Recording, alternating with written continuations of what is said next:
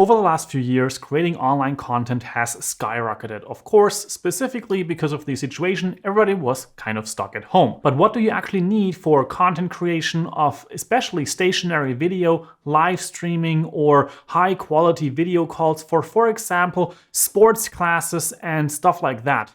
That's what I'm going to get into in this video and showing you with this stuff here on the table what basically constitutes the getting started kit of a content creator. Now, I was tasked with exactly that question a couple of years ago when Nicole started her yoga YouTube channel. She wanted to specifically be able to film in 4K and also be able to do so for unlimited time, because yoga classes often go longer than those 30-minute record time limits that many other cameras have. So with that goal in mind, I set out to find a setup that is kind of economically in terms of pricing, but also functionally fully there.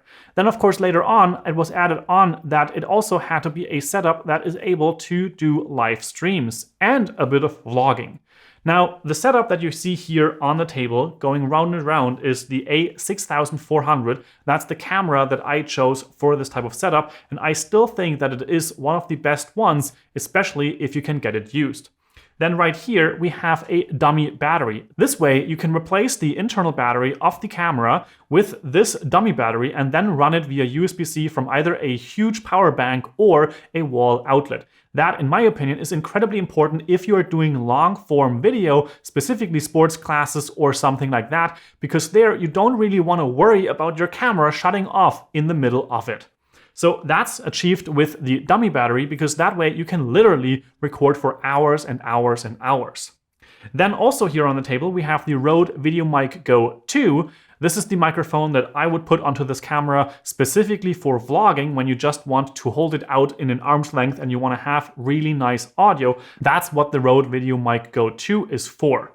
Then we also, of course, have a bit of a tripod. In this case, because the camera is so lightweight, you can use whatever tripod you find on the internet. You can also go and get a really cheap one. Of course, if you want to film outdoors, that might be a little bit of a different story, but for the most part, this one here for like 25 or so bucks is absolutely functional. Then for live streaming, it becomes a little bit more kind of interesting, because you of course also want to have the signal from the camera go into your computer. And that's where a HDMI cable, in this case a micro HDMI cable to full-sized HDMI cable, is important.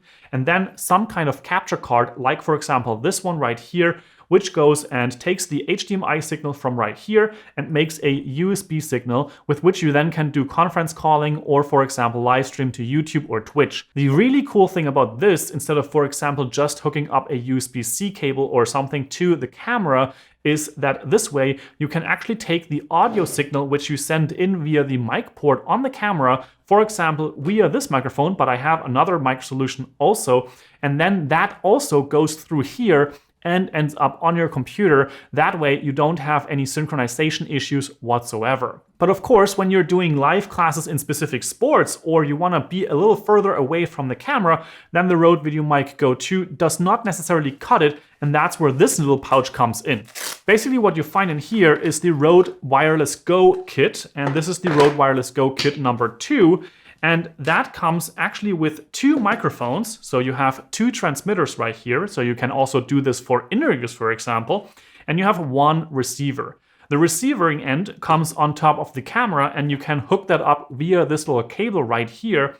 And then you have either 1 or 2 active microphones, and those send the signal to the microphone port on the camera.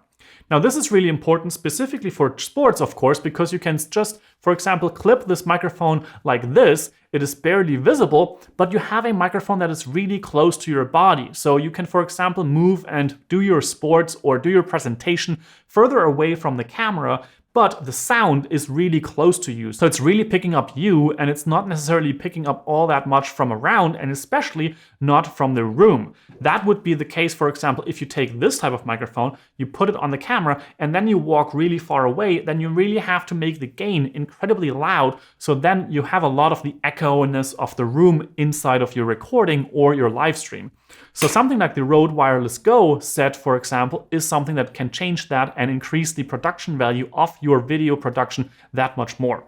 Now there are also lavalier microphones that you can hook up here, so you can specifically just have a small microphone right there, and then you can have this somewhere else on your body. For example, you clip it onto your belt or something like that, and then it's a little bit more hidden away. But I noticed that Nicole really likes to use it just like this, kind of clipped at her bra or at her t-shirt, and this way it's also kind of out of view, but you don't have any cables running down your body, so that also can be interesting, especially if you want to do, for example, live sportscasting. Now that you've seen the whole setup, let me give you a reason why I actually think that the a6400 is a great camera for this purpose. Now, first of all, this camera is really small and relatively lightweight, with about 400 grams or 500 if you add the lens to it. The lens is a 16 to 50 millimeter, but with a crop factor of this of 1.5, that becomes more of a 24 to 75 millimeter on a normal full frame body, with 24 being something that is really nice and workable